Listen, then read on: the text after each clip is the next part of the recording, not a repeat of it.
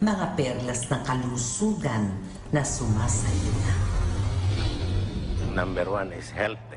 Kahit na anong dami ng pera mo, pag ang health mo is nagre-reklamo na ang katawan mo, useless.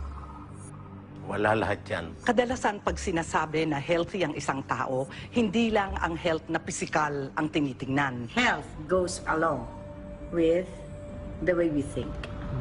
And health also goes along with the way our attitude towards things. Kasi ang health ay tinetake into account rin ang iyong emotional health, ang iyong psychological health. Sapagkat ang lahat ay nagsisimula sa isipan. Your mind has a lot to do with it. When you actually visualize, even if you're just lying down, your muscles are moving to what your brain is making you think.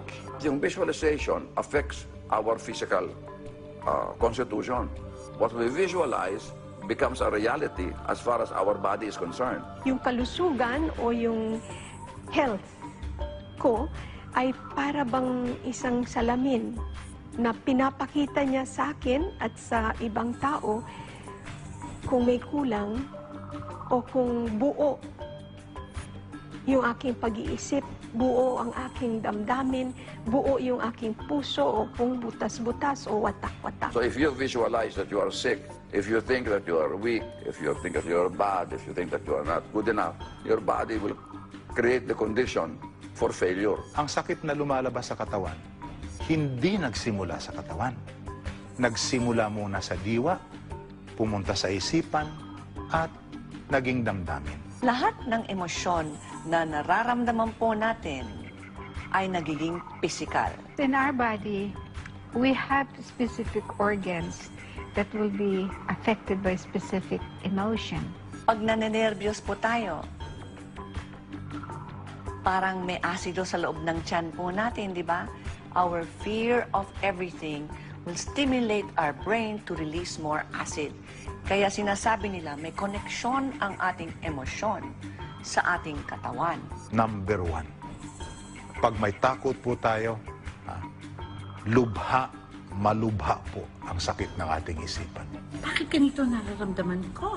Para akong lalamig, nanikip ang dibdib ko. That's because masama ang attitude mo. If we are negative, if we don't like what we are doing, if we are hateful and negative emotion, our immune system is weakened. And that is a scientific fact, no? And if you have a bad attitude, I wouldn't even call you healthy. Because very soon, I know you will get sick.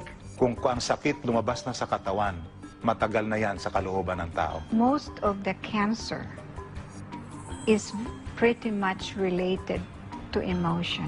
I've handled a lot of cancer patients. Malalim talaga ang pinanggagalingan ng cancer.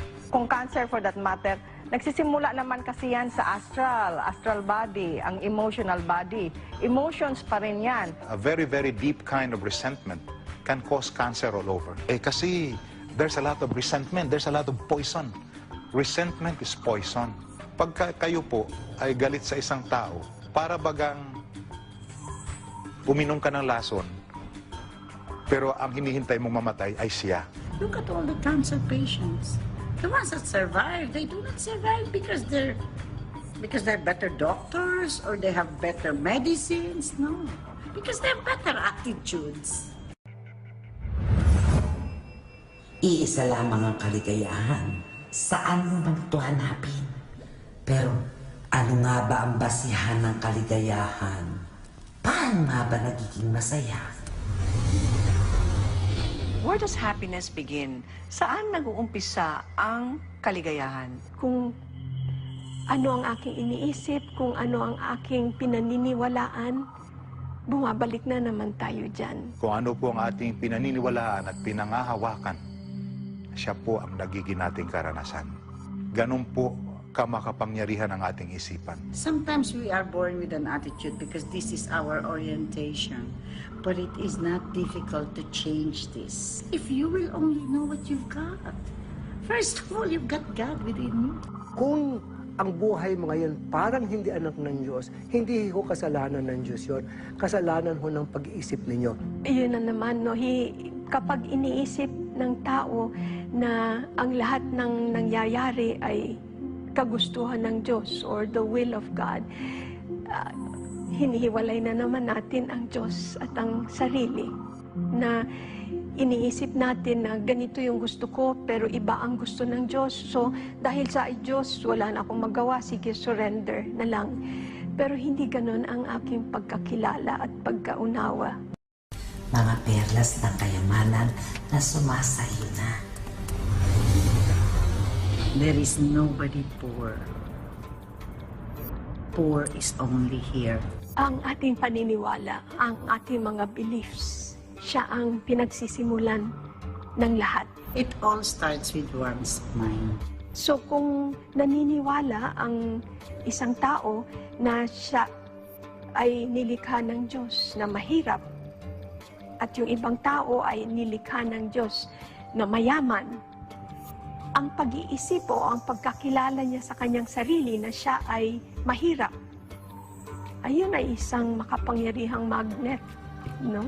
Na i-attract niya, ipapasok niya sa kanyang buhay. Kung minsan, iniisip ninyo, pinanganak kayong mahirap, pag yun ang tinanggap nila, limited ka na doon. Maaaring pinanganak ka nga ng mahirap, pero meron ka pa ding choice kung paano gagawin mo sa buhay mo. It's a sin to be poor kasi you're depriving yourself and you're depriving everybody else na pwede mong tulungan. Even if you are in that situation, you may be able to rise. Kapag ka gusto mong magkaroon ng pera, magkaroon ka ng abundance, babaguhin mo din yung consciousness mo. Babaguhin mo din yung pag-iisip mo. Kasi, meron talagang nag-iisip ng gustong yumaman pero hindi nag-iisip ng mayaman. For example, gusto kong yumaman, pero lahat ng aking kaisipan ngayon, naku, ang hirap ng buhay, ang hirap kumita ngayon, lahat ganun. Matching ba yung kayamanan sa pag-iisip na ganun? Kung ang paniniwala mo talagang malas ka, mahirap ka talaga, at mamatay ka ng mahirap, kahit na nasa harapan mo na yung pagkakataon, parang nabubulag ka at hindi mo pa rin nakikita. If you have a poor attitude, hindi ka papasukin ng yaman. Pagyaman to me also is misunderstood. Kasi itinuro din niya na parang demonyo ang pera. Hindi ho pa. Hindi. Pwede mong makontrol ang pera. But money in itself is good. Kasi kung may pera ka, mas marami kang magagawang kabutihan. Pag wala kang pera, wala kang freedom na pumili kung anong gusto mong gawin sa buhay. Pag hindi ka nangarap ng pera at luxurious thing, abnormal ka. Paano ka magiging masaya kung wala kang pera, no? Excuse me. Pera is God in action. Marami sa atin hindi yung mayaman dahil ang impression natin ng pera hindi maganda. Ako sasabihin ko sa'yo, I love money. I will